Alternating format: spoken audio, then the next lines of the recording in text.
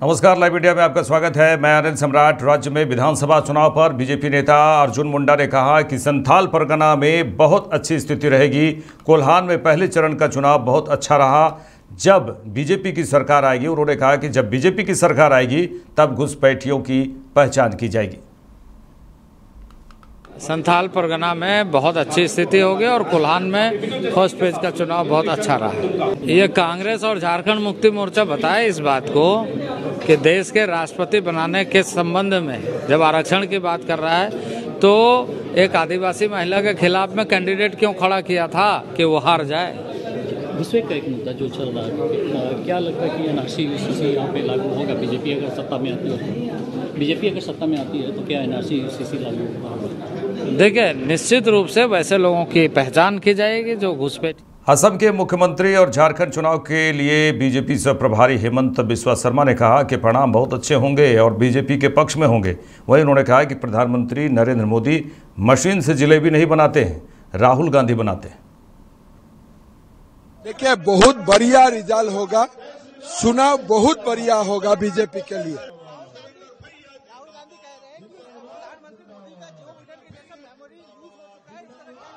Modi ji machine से जिलेबी नहीं बनाता है, राहुल गांधी ही बनाते हैं।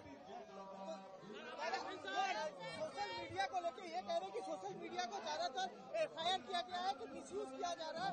राहुल आगे बढ़ेंगे। उत्तर प्रदेश के मुख्यमंत्री योगी आदित्यनाथ ने कोल्हापुर में जनसभा को संबोधित करते हुए कहा कि यहां प्रियंका गांधी आई हैं तो उन्होंने सच्चाई नहीं बोली। उन्होंने विकास, सुरक्षा के बारे में कुछ नहीं कहा होगा, आतंकवाद, नक्सलवाद के बारे में नहीं कहा होगा, क्योंकि वे तो बांटने के लिए आए हैं। कल यहां पर श्रीमती प्रियंका वाड्रा जी आई होंगी, वो भी सच्चाई को नहीं बोली होंगी।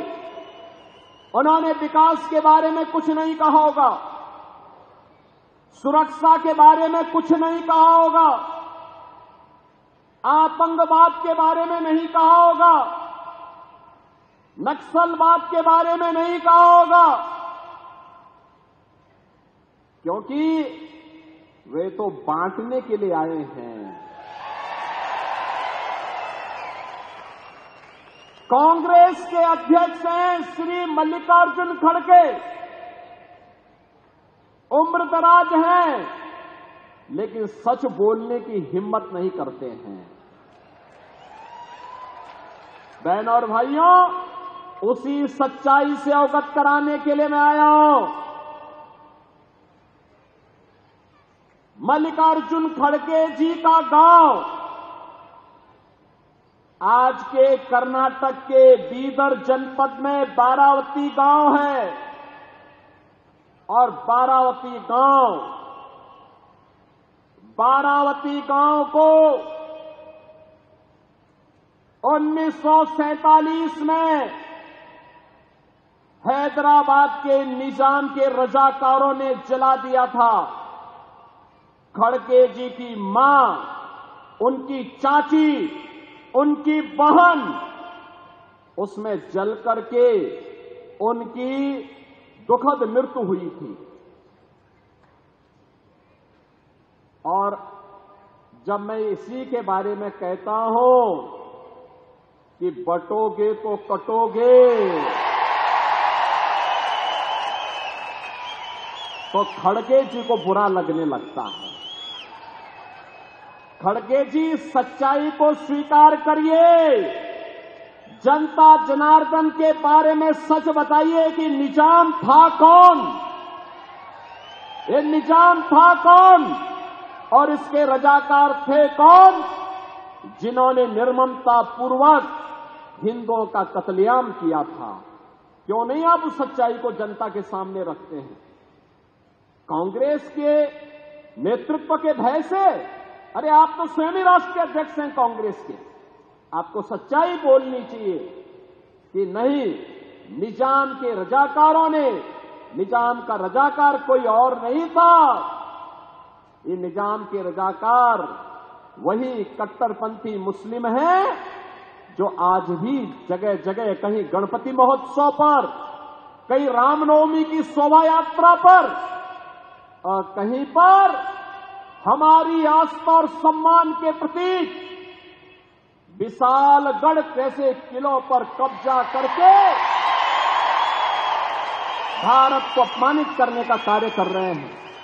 और इसीलिए मैं आपसे कहने के लिए आया हूं कि बहनों और भाइयों, ये कांग्रेस के अंदर अंग्रेजों का ही जीन्स आया है और इसीलिए कह रहे हैं बांटने की राजनीति कर रहे हैं। ये महाअघाड़ी गठबंधन बांटने की राजनीति कर रहा है, ये जाति के नाम पे बांटेगा। बीजेपी सांसद निशिकांत दुबे ने कहा, हम अपनी 6 की 6 विधानसभा जीत रहे हैं और 2/3 बहुमत के साथ सरकार बना रहे हैं। इस इलाके में एक जमाने में कोई बीजेपी का झंडा लगाने को तैयार नहीं था। आज दिन रात बीजेपी यहां खड़ी है। जनता विकास के मुद्दे पर वोट देगी। उन्होंने कहा कि मेरा प्रत्याशी बहुत पढ़ा लिखा प्रत्याशी है, जो विकास में इस विधानसभा में नहीं कर पाया, तो हम दोनों मिलकर वो विकास करेंगे, क्योंकि इससे पहले विकास नहीं हुआ है और दोनों साथ मिलकर विकास करने की बात कही है। हम अपनी 6 की 6 विधानसभा जीत रहे हैं और 2/3 बहुमत से सरकार बना रहे हैं। आप जिस इलाके में खड़े हैं, इस इलाके में एक जमाने में जो है कोई आदमी झंडा लगाने को बीजेपी का तैयार नहीं था। आज आप देख रहे हैं, दिन हो रात हो, बीजेपी एकदम पूरी खड़ी है। छोटे बच्चे हों, महिलाएं हैं, बूढ़े हैं, बुजुर्ग हैं। और जिस तरह का रिस्पांस था हेमंत बिस्व शर्मा जी की मीटिंग में, उसी से आपको अंदाजा लगा सकते हैं। लगातार विकास की बात करें, देवघर में अगर देखा जाए एम्स देखा जा रहा है, एयरपोर्ट देखा जा रहा है, तो क्या लग रहा है कि जनता अब क्या विकास के ऊपर ही मुद्दे पर वोट देगी? निश्चित तौर पर विकास के मुद्दे पर वोट देगी। और मेरा जो प्रत्याशी है वो बहुत ही पढ़ा लिखा प्रत्याशी है, गांव से जुड़ा भी हुआ, किसान भी है, और इसने MSc भी किया हुआ है कानपुर विश्वविद्यालय से। तो इसीलिए लोगों को दोनों मिक्स दिखाई देता है कि हमारी तरह साधारण आदमी है जिसने कि कभी जीवन में जो है ईमानदारी के अलावा कोई काम नहीं किया। और दूसरा, चूंकि गांव की सारी समस्याओं के बारे में पता है, मैंने कहा कि मैंने 6 विधानसभा में केवल पुड़ैया ही हाट ऐसा विधानसभा है जहां की मैं विकास नहीं कर पाया जितना मैं चाहता था। उसका कारण यह है कि आज का जो विधायक है वो केवल कमीशनखोरी में व्यस्त है, केवल झगड़ा झंझट में व्यस्त है, केवल गुंडागर्दी को प्रश्रय दे रहा है, और जितने बैड एलिमेंट है उसका वो सरदार है। अली बाबा और 40 चोर की कहानियां हैं। मेरा उम्मीदवार जो है, मेरा उम्मीदवार भोला है, शरीफ है, साधारण है, गांव के लोगों के साथ है, और ऊपर से मोदी जी का ठप्पा उस व्यक्ति के ऊपर है। तो निश्चित तौर पर यह सीट हम जीतेंगे। और जो विकास में नहीं कर पाया। उत्तर प्रदेश के कटिहारी विधानसभा में एक जनसभा को संबोधित करते हुए समाजवादी पार्टी के प्रमुख अखिलेश यादव ने कहा कि दिल्ली और लखनऊ के इंजन आपस में टकरा रहे हैं। इस टकराव के पीछे कई कारण हैं। इसी वजह से यूपी के DGP की नियुक्ति नहीं हो पाई। पहले इनके दिल्ली और यूपी में इंजन टकरा रहे थे, अब इनके नारे भी टकरा रहे हैं। महाराष्ट्र चुनाव के नतीजों के बाद महाराष्ट्र सरकार सत्ता में नहीं रहेगी, वहीं बीजेपी यूपी भी खो देगी। अभी तक तो हम लोग सुनते थे कि लखनऊ और दिल्ली वाले इंजन टकरा रहे हैं आपस में। जो लोग बारीकी से राजनीति को समझते होंगे वो जानते होंगे कि दिल्ली और लखनऊ में इंजन टकरा रहे हैं, और उस टकराने के तमाम उदाहरण हैं। अभी तक सरकार अपना DGP नहीं अपॉइंट कर पाई है, क्योंकि दिल्ली का इंजन किसी और को चाहता है, यूपी का इंजन किसी और को चाहता है, इसीलिए कार्यवाहक आपके पास है। अभी तक फुल DGP नहीं बन पाए हैं। और अभी तो हम लोगों ने हाल ही में देखा है कि इनके अब तो नारे भी टकराने लगे हैं। पहले इंजन टकरा रहे थे, अब इनके नारे टकरा रहे हैं। और सच्चाई तो ये है कि जो लोग समाज में अपने नारे के माध्यम से बारूद बिछा रहे थे, उन्हें खुद पता लग गया है कि उनकी कुर्सी हिलाने के लिए लोग कुर्सी तक सुरंग बना रहे हैं। बताओ, उनके अपने लोग ही नारे पर एक दूसरे को डपट रहे कि नहीं डपट रहे, बताओ। और सच्चाई तो ये है, सच्चाई तो ये है कि जो डिप्टी साहब हैं वो अपने मोबाइल पर दिल्ली का गाना बजा रहे हैं। वो भी आए होंगे, लेकिन मैं आपको बताना चाहता हूं, ये कटहरी विधानसभा का चुनाव इतना महत्वपूर्ण है और जो महाराष्ट्र का चुनाव हो रहा है इसी के साथ साथ आप देख लेना, महाराष्ट्र का चुनाव का परिणाम आते ही न केवल महाराष्ट्र की सरकार जाएगी बल्कि उत्तर प्रदेश की भी सरकार टिकने वाली नहीं है। ये टिकने वाली नहीं है। इसीलिए जो लोग नारा दे रहे थे, ये नारा जो दिया गया था बांटो और काटो वाला, ये नारा अंग्रेजों से सीख करके आए थे। ये अंग्रेजों ने कभी नारा दिया था डिवाइड एंड रूल। ये हमारे पढ़े लिखे लोग जानते होंगे, डिवाइड का मतलब जानते हो हिंदी में क्या है? ये अंग्रेजों से सीखा था। अंग्रेज तो चले गए, लेकिन अभी उनके विचारवंशी और वचनवंशी हमारे आपके बीच में हैं। लेकिन ये बात समझ लें कि हमारा समाज बंटने वाला नहीं है। उत्तर प्रदेश की जनता और कटहरी की जनता सौहार्द पसंद करती है, भाईचारा पसंद करती है, आपस में मिलकर के रहने का काम करती है। और सच्चाई तो ये है, जब से पीडीए का नारा हम लोगों ने दिया है, मैं अपने इन कार्यकर्ताओं को बधाई दूंगा। ये सरकार वाली गलती न करें। सरकार को पीडीए में भी डीएपी दिखाई दे रही है। कैसी सरकार है सोचो आप। उन्हें पीडीए में भी डीएपी दिखाई दे रही है। पीडीए को कुछ नहीं दिया, अब डीएपी भी छीन ली किसानों से। अभी तक तो हम कहते थे ये बोरी में चोरी कर रहे हैं, अब तो पूरी की पूरी बोरी उठा ले जा रहे हैं। अभी तक तो हम लोग सुनते थे कि लखनऊ और दिल्ली वाले। Nalanda medical college hospital NMCH में मृत व्यक्ति की आंख गायब होने के आरोप में पटना डीएम ने कहा है कि आरोप बहुत गंभीर है, इसकी छानबीन की जा रही है, एक टीम गठित की गई है, जो भी रिपोर्ट सामने आएगा हम लोग उस पर कार्रवाई करेंगे।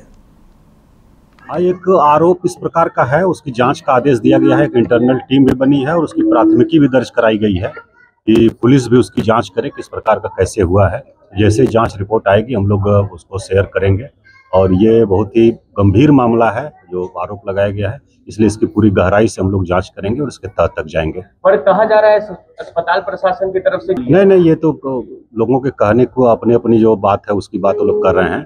जांच टीम इंटरनल भी डॉक्टर्स की बनी है और बाकी पुलिस को भी हम लोगों ने कहा एफआईआर दर्ज कराते हुए थाना में कि पुलिस भी जांच करे कि ऐसा कैसे हुआ, ऐसा होना नहीं चाहिए, भविष्य में इसकी पुनरावृत्ति नहीं हो, इसलिए इसमें हम लोग पूरी गहराई से जांच करेंगे और कोई दोषी पात्र मिलते हैं तो उनके विरुद्ध कार्रवाई करेंगे। थाना इंचार्ज भी बोल रहे हैं कि चूहा खा लिया। नहीं, तो वो तो जांच के बाद जो होगा वो बोलने से किसी के नहीं ना होगा। तो टीम बनी है और जो एफआईआर दर्ज हुआ, जांच होने के बाद जांच रिपोर्ट आ जाएगी, तभी हम लोग जो उसको मानेंगे क्या हुआ है।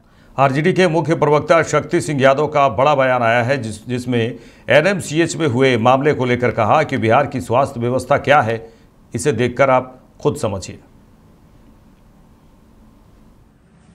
पटना एनएमसीएच प्रशासन की करतूत ने शर्मसार किया है बिहार को। मानव अंगों की तस्करी के सबूत आए हैं सामने। आंख निकाल ली गई है एक मृत युवक, और प्रशासन क्या कर रहा है अस्पताल का कि चूहा कुतर दिया, हमने टीम गठित कर दी है। अरे भैया, आईसीयू से कैसे आपको चूहा कुतर देगा भाई? बिहार में कभी शराब पी जाता है चूहा, कहीं बांध काट देता है चूहा। ये क्या हो रहा है बिहार में भाई? शासक का चेत उनको पता ही नहीं है। अरे हमारे हिरसा किहुड़ारी गांव का, नालंदा का युवक जो गोली के शिकार हुआ था, मृत होने का उसकी आंखें निकाल ली गई और प्रशासन दलील दे रहा है इस तरह का। इस पूरे मामले पर हमने अपर मुख्य सचिव से ही बात की थी कि इसे गंभीरता से लेने की जरूरत है और इस शर्मसार करने वाला मामला है। ये कौन लोग है भाई? एक आधिपत्य जमा करके बैठा हुआ एनएमसी जो पीएमसी अधीक्षक के पद पर, ये मन बढ़ू और मन चलू लोग जिनको हटाया गया था कर्मठता के कारण।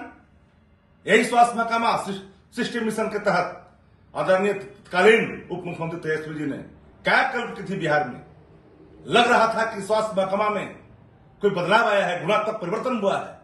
आज तो दिमक लग गई है। मृत शरीर का अंग भी सुरक्षित नहीं है। ये आरोप एक गंभीर है। माननीय मुख्यमंत्री जी अचेत हैं, किसको पता नहीं है? उनको पता है कि क्या हुआ है। वो लड़का कहां का रहने वाला है फंटूस, मालूम भी है क्या? भगवान भरोसे आईसीयू के लिए कोई आग्रह करता है तो पैसे की मांग होती है। ये क्या हो रहा है स्वास्थ्य महकमा में? ऐसे सारे मामले पर तत्काल प्रभाव से कार्रवाई होनी चाहिए अधीक्षक के खिलाफ। वहां तैनात जो लोग हैं जिनकी ड्यूटी लगी थी, वो कौन लोग हैं? अभी तक उस पर कार्रवाई डायरेक्ट क्यों नहीं किया गया? एफआईआर अज्ञात क्यों? सीधे तौर पर जिनकी ड्यूटी थी उस समय उनके खिलाफ होनी चाहिए।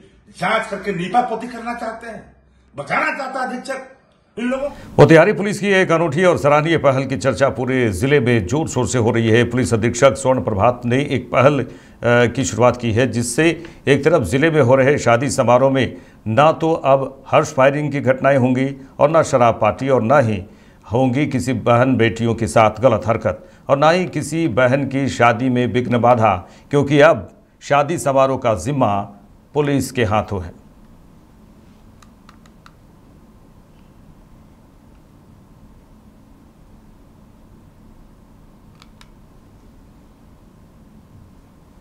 शादी विवाह का समय आ गया है, लगन शुरू हो गया है और जनता दरबार में कई आवेदन प्राप्त हुए थे आम जनता की तरफ से, जो अपनी लड़की की शादी में और शादी विवाह में सुरक्षा हेतु आवेदन दे रहे थे और इसको गंभीरता से लिया गया है और इसमें सभी थानाध्यक्ष को निर्देशित किया गया है कि शादी विवाह में सुरक्षा हेतु अगर आवेदन प्राप्त होते हैं तो इसमें जो है पुलिस की गश्ती गाड़ी जो है और जो लोकल स्थानीय चौकीदार है वो विधि सम्मत कार्रवाई करे, आवश्यक सुरक्षा संबंधित कार्रवाई करे।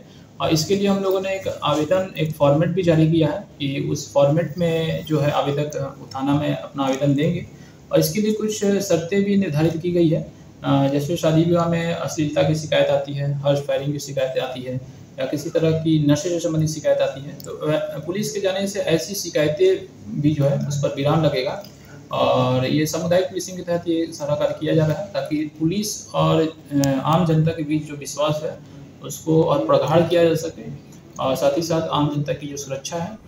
दिल्ली सरकार में मंत्री और आप नेता कैलाश गहलोत के इस्तीफे पर आप नेता प्रियंका कक्कड़ ने कहा कि चुनाव चल रहे हैं और बीजेपी के गंदे षड्यंत्र चल रहे हैं। ईडी सीबीआई सक्रिय हो चुकी है। कैलाश गहलोत के ऊपर भी काफ़ी ईडी और आईटी के मामले चल रहे थे, उनके परिवार पर भी कई मामले चल रहे थे। देखिए, चुनाव चल रहे हैं और भाजपा के गंदे षड्यंत्र शुरू हो चुके हैं। ईडी और सीबीआई उनके एलाइज एक्टिव हो चुके हैं। कैलाश गहलोत जी के भी ऊपर काफी ईडी और इनकम टैक्स के मामले चल रहे थे, उनके परिवार के ऊपर भी चल रहे थे, तो उन्होंने जेल की स्ट्रगल से बेहतर भाजपा ज्वाइन करना बेहतर समझा। असम के मुख्यमंत्री हिमंता बिस्वा शर्मा ने कहा कि संथाल परगना में प्रधानमंत्री मोदी आए, केंद्रीय गृह मंत्री अमित शाह आए, हम भी यहाँ सभाएं कर रहे हैं। यह पूरा चुनाव संथाल के मुद्दे पर ही लड़ा जा रहा है। संथाल में जो घुसपैठी आए हैं उन्हें निकालने का मुद्दा है। इस चुनाव का सबसे बड़ा परिणाम संथाल से ही आएगा, यह मैं विश्वास करता हूँ। देखिए, संथाल परगना में प्रधानमंत्री मोदी जी आए, गृह मंत्री अमित शाह जी आए, हम लोग भी सभा कर रहा हूँ। ये पूरा चुनाव संथाल का मुद्दा में ही लड़ा जा रहा है। संथाल में जो घुसपैठिया आए हैं उनको निकालने का, तो ये चुनाव का सबसे बड़ा जो परिणाम है ये संथाल से ही आएगा, ये मैं विश्वास करता हूँ। इरफान अंसारी से आप उनसे बहुत ज़्यादा प्यार है, आप हमेशा उनका नाम लेते हैं। वो कह रहे हैं मणिपुर में एक बार फिर से मुख्यमंत्री की आवाज़ का निशाना बनाया गया, वहाँ पर बीजेपी के देखिए इरफान अंसारी और आलमगीर आलम को संथाल का सोचना चाहिए, फिर मणिपुर का बारे में भी सोचो। मणिपुर का बारे में आप ज़्यादा सोचते हो लेकिन झारखंड का बारे में आप कम सोचते हो, यही सबसे बड़ा समस्या है। ये तो खुलाम लूटे जा रहा है झारखंड में। एक बार फिर से मतलब नॉट सो वेरी सोफिस्टिकेटेड या अच्छा रिमार्क आया आपके अगेंस्ट बन्ना गुप्ता की तरफ से। अरे बन्ना गुप्ता मुझको बोलते हैं, मुझको देखने के लिए साइनिस लगते हैं, उसमें क्या समस्या है मेरा? मुझको जो भी गालियाँ दे दो, खाली वोट बीजेपी को दे दो। देखिए, संथाल परगना में प्रधानमंत्री मोदी जी आए, गृह मंत्री अमित शाह जी आए, हम लोग भी सभा कर रहा हूँ। ये पूरा चुनाव संथाल का मुद्दा में ही लड़ा जा रहा है। संथाल में जो घुसपैठिया आए हैं उनको निकालने का, तो ये चुनाव का सबसे बड़ा परिणाम है ये संथाल से ही आएगा, ये मैं विश्वास करता हूँ। इरफान अंसारी से आपको मेरे साथ इस बुलेटिन में इतना ही, लेकिन आपको प्रधानमंत्री नरेंद्र मोदी जो नाइजीरिया पहुंचे हैं, हम सीधे नाइजीरिया आपको लिए चलते हैं, जहां क्या कुछ कर रहे हैं प्रधानमंत्री, आइए सुनते हैं। नजर आएंगे डीपीआई यानी डिजिटल पब्लिक इंफ्रास्ट्रक्चर जो G20 में भी बहुत सराहा। इसके अलावा राष्ट्रीय सुरक्षा सलाहकार अजीत डोभाल जी भी नजर आ रहे हैं। तमाम अन्य विदेश मंत्रालय के बहुत अच्छी तरह से विस्तार किया जा सकता है और उन सबको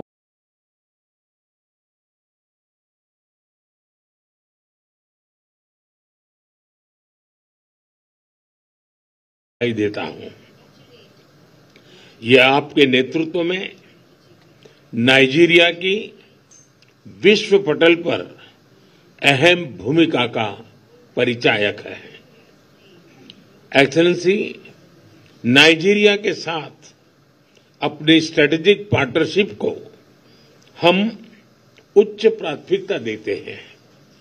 रक्षा, ऊर्जा, आर्थिक विषय, टेक्नोलॉजी, हेल्थ, एजुकेशन, कल्चर जैसे कई क्षेत्र ऐसे हैं, मैं हमारा सहयोग